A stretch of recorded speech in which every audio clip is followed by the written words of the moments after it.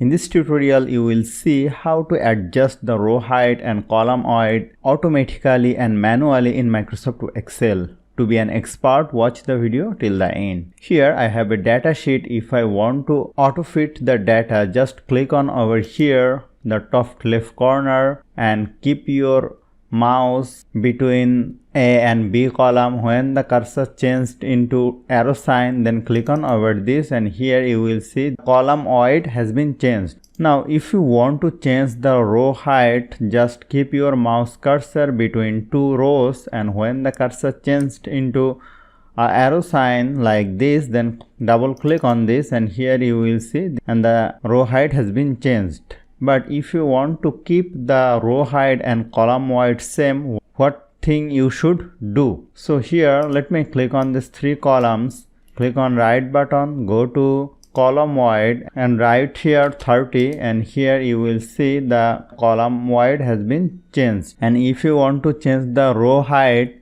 just select all of the rows, click on right button, go to row height and change the height and write your desired height. Actually let me click on 20, and here you will see all the row height has been changed. So hope you found this video helpful. If you like this video, please share this video with your friends and family, and don't forget to subscribe. Thank you.